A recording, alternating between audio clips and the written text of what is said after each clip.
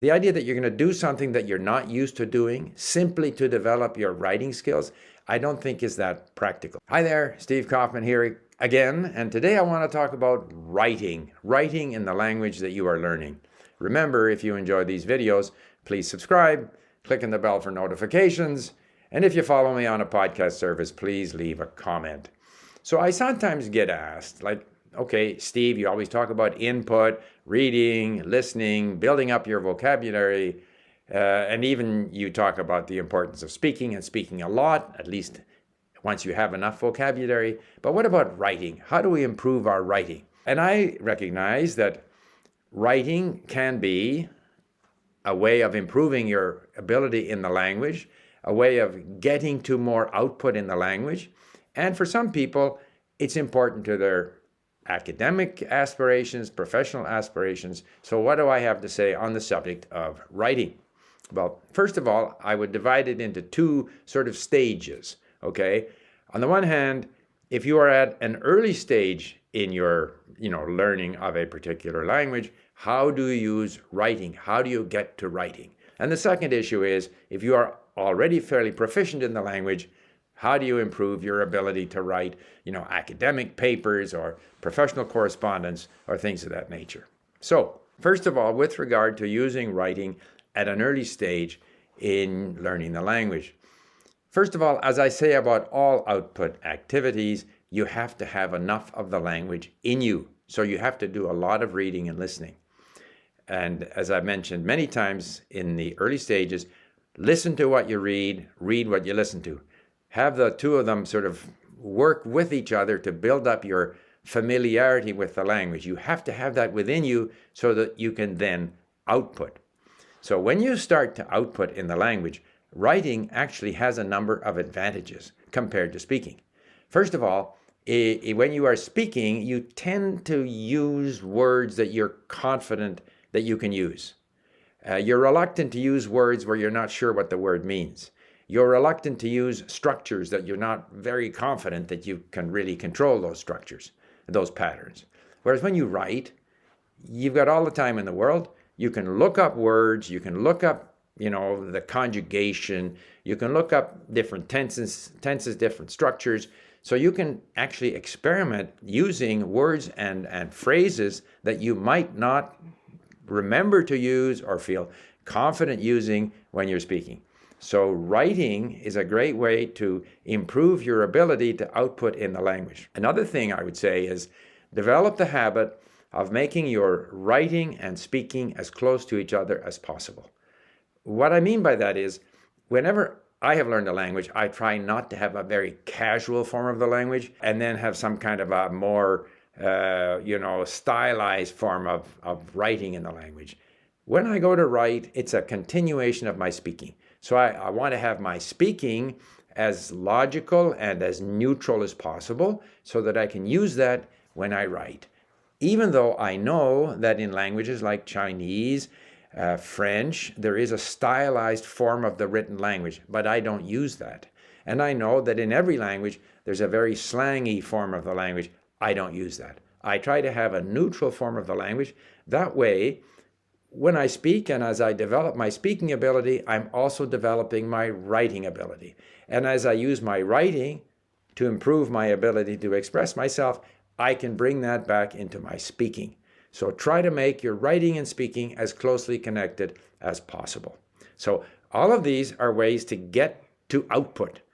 Now, what should we write about? Obviously, there are people who say, well, you should keep a diary. But I have never kept a diary, and therefore it would be very unnatural for me to keep a diary in the language I'm learning. I'm unlikely to do it. I might start, but I won't continue. So the idea that you're going to do something that you're not used to doing simply to develop your writing skills, I don't think is that practical. So if you can develop a correspondence with someone where you're sending emails back and forth, but you're still trying to not use the sort of, twitteries or gonna wanna type of English language, try to keep it fairly neutral, fairly standard, and correspond with people, then those are writing exchanges that are meaningful. If you like to keep a diary, by all means keep a diary, but it's not personally something that I would do. Now, once we move to sort of developing an ability to write better for a professional or academic purpose, you have to go after the model of what you want to be able to do with your writing. So you have to find a lot of material of the style that you want to imitate, which has the vocabulary that you want to use, and not just the sort of technical vocabulary, but also the way thoughts are introduced. On the one hand, on the other hand, there are ways that our thoughts are introduced in writing that can be a little more formal than in speaking. So go find this kind of content, import it into LingQ. I would even combine listening with reading, because when you hear the same content spoken, it helps to basically, ingrain those turns of phrases into your brain. So as I said, I haven't been active writing in the languages that I'm learning, and that has been the case throughout, including Persian right now. However, I was reminded that there is a feature at LingQ which helps people who do want to write. So I thought I would have a look at that and show you how that works. So if I go to the community page, there is a thing called the Writing Exchange. So if I click on the Writing Exchange, then I will see that people here have submitted writing which the members correct for them.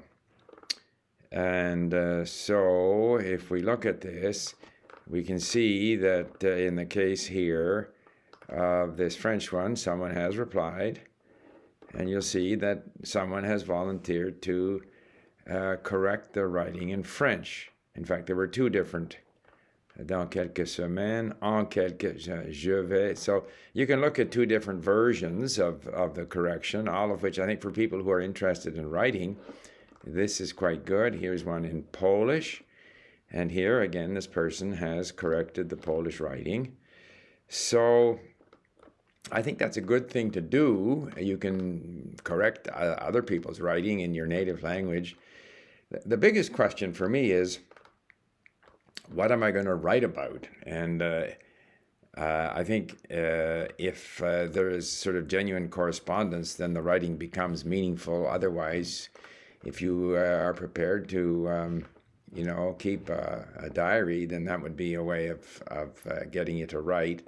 I'm just curious, I haven't been here, but if I look at, my statistics, I hadn't realized this, but I can look at how I compare. It's taking a while to come up here, but how I compare. So in terms of all-time links, I am the second most active person in Persian on our website.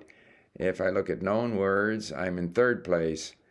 That's for all time. However, if I look at the last 3 months, then I'm well down the list. Other people have been more active than me. I got to be somewhere. I'm number 10. Anyway, one of the things I find interesting in LingQ is that I don't use all the features. But one of the features that people could use who are interested in writing and having their writing corrected, and it is free, I believe, or maybe there's an exchange of coins, and you just go to the Writing Exchange, which can be found at the community page. So I hope that is useful. And if I do get going on writing in Persian, I think I'll probably use the sort of scrambled sentence or integrated review functionality that is now available on iOS and will soon be available on all platforms as a way of starting to compose to some extent in the language that I'm learning. So lots of reading, lots of listening, and then just, try to, if you have to write professionally, then you will have a real reason to write professionally.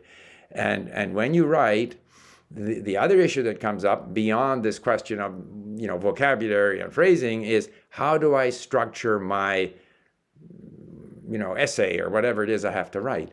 And here again, what I would suggest is, in every language, there are sort of manuals on how to write well, how to organize your thoughts, essays for school or whatever it might be. And I would go and find those manuals on how to write and how to express yourself in the target language. And then I would bring those into LingQ, and then I would learn from these so that not only am I improving my language, but I'm also learning the different forms of, collecting your thoughts.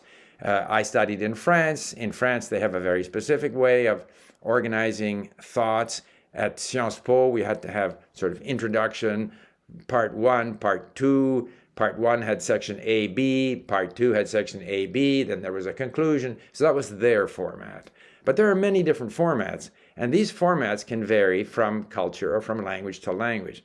So I would suggest that when you're at that sort of a more sophisticated level and you want to improve your writing, go and find these manuals in the target language, study them at LingQ, learn the words and phrases, and along the way you'll learn how in those languages and cultures they want you to organize your thoughts. Okay, well, there you have it. I want to leave you with 2 videos that I did quite a few years ago, also on the subject of writing, and I think you might find that my views have changed a little bit, or maybe they haven't changed so much, but they might be useful reference.